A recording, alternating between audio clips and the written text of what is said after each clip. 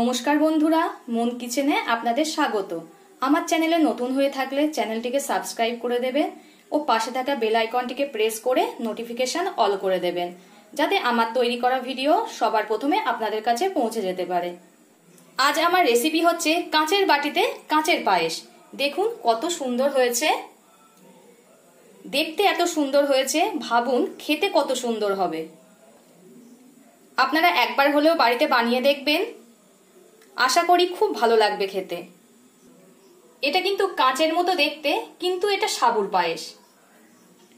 চলুন আর কথা না বাড়িয়ে কেমন পদ্ধতিতে কি কি উপকরণ দিয়ে এই কাঁচের পায়েসটা তৈরি করতে হয় দেখে নেওয়া যাক। এত সুন্দর কাঁচের পায়েস দেখতে হলে ভিডিওটা না কেটে লাস্ট পর্যন্ত দেখতে থাকুন। এখানে 100 গ্রাম সাবু নিয়ে নিয়েছি। দেখুন আপনারা, আমি এমন ছোট দানা নিয়েছি, আপনারা চাইলে বড় দানাও নিতে পারেন। এই সাবুটাকে প্রথমে জল দিয়ে ভালো করে ধুয়ে নিতে হবে। ভালো করে ধুয়ে নেব। আমার ধোয়া হয়ে গেছে, এবার জলটাকে ফেলে দেব। আমার সাবুটাকে ধোয়া হয়ে গেছে, পুরো জলটাকে আমি ঝরিয়ে দিয়েছি। এতে এবার দিয়ে দেব অল্প পরিমাণ লবণ, দিয়ে ভালো করে এর সঙ্গে মাখিয়ে নেব। আমার লবণটাকে ভালো করে সাবুর সঙ্গে মাখানো হয়ে গেছে। এবার অল্প করে সামান্য সাবু ডোবার মতো অল্প করে জল দিয়ে রাখবো।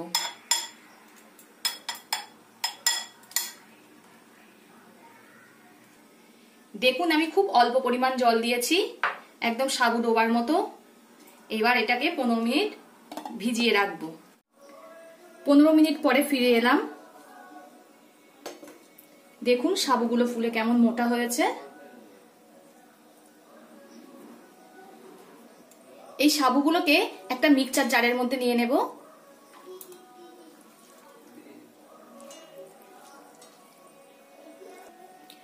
আমি সব সাবুটাকে এই জারের মধ্যে নিয়ে নিয়েছি। এবার এটাকে ব্লেন্ড করে নেব। আমার ব্লেন্ড করা হয়ে গেছে। দেখুন আমি কিন্তু এতে কোনো জল ব্যবহার করিনি, এমন শুকনো শুকনোই করতে হবে ব্লেন্ড। আমি এই ব্লেন্ড করা সাবুটাকে এই পাত্রটার মধ্যে ঢেলে নেব। এই পাত্রটার মধ্যে ঢেলে নেব। আমি হাতে একটু ঘি নিয়ে নিয়েছি, ঘিটাকে ভালো করে হাতে মাখিয়ে নেব। এবার এই সাবুর থেকে ছোট ছোট বলের আকারে তৈরি করব।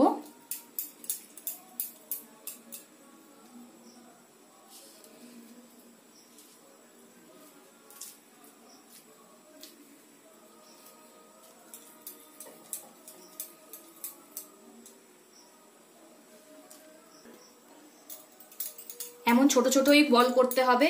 হাতে ঘি মাখিয়ে নিয়েছিলাম তাই হাতে একটুও জড়াচ্ছে না। আমার বলগুলো সব তৈরি হয়ে গেছে। দেখুন কত সুন্দর হয়েছে দেখতে। আমি এখানে 700 ml মতো দুধ নিয়েছি। এই দুধটা 700 ml দুধ নিয়েছি। এই দুধটা কড়ার মধ্যে দিয়ে দেব। এই দুধটাকে ভালো করে ফুটিয়ে ঘন করে নেব। খুব ভালো করে ঘন করে জাল দিতে হবে।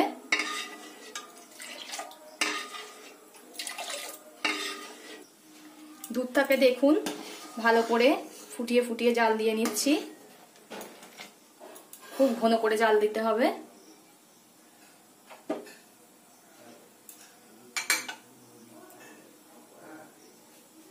একটা তেজপাতা মাঝখান থেকে ফাটিয়ে দিয়ে দিতে হবে। দিয়ে দিতে হবে একটা ছোট এলাচ, এমন ভাবে ফাটিয়ে দিয়ে দিতে হবে। 100 সাবুর জন্য 100 মিষ্টি নিয়েছি।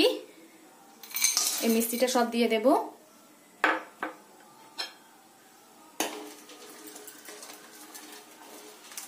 আপনারা যে যেমন মিষ্টি খেতে পছন্দ করেন তেমন মিষ্টি এতে দিয়ে দেবেন। দেখুন দুধটা ভালো করে ফুটে ঘন হয়ে এসছে, দেখেই বুঝতে পারছেন। মিষ্টিটা আপনারা কম বেশি করে দিতে পারেন। আমি এখানে 100 সাবুর জন্য 100 মিষ্টি ব্যবহার করেছি। আপনারা চাইলেন বেশি মিষ্টিও দিতে পারেন বা কম মিষ্টিও দিতে পারেন। দুধটা ভালো করে ফুটে ঘন হয়ে এসছে। এতে দিয়ে দিতে হবে যে সাবুর বলগুলো করে রেখেছিলাম, সেগুলো এবার এতে দিয়ে দিতে হবে। একবার নেড়ে দিতে হবে যাতে তলায় লেগে না যায়। এবার ফুটতে দিতে হবে। আপনাদের দেখিয়ে দেই বলগুলো ফুলে ফুলে কেমন বড় হয়েছে। দেখুন, আমি ছোট ছোট বল বানিয়েছিলাম আর কত সুন্দর লাগছে দেখতে, পুরো মনে হচ্ছে একদম রসগোল্লা।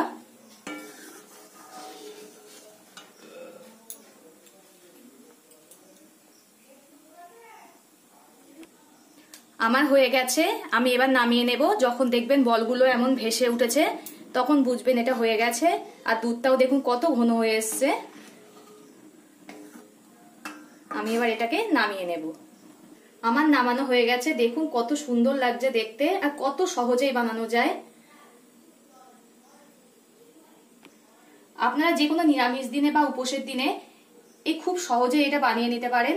আপনাদের একটা তুলে দেখাচ্ছি বলগুলো, দেখুন কত সুন্দর হয়েছে, দেখুন কত নরম হয়েছে। দেখতে কাঁচের মতো হয়েছে, তাই নাম কাঁচের পায়েস। দেখুন কত সুন্দর।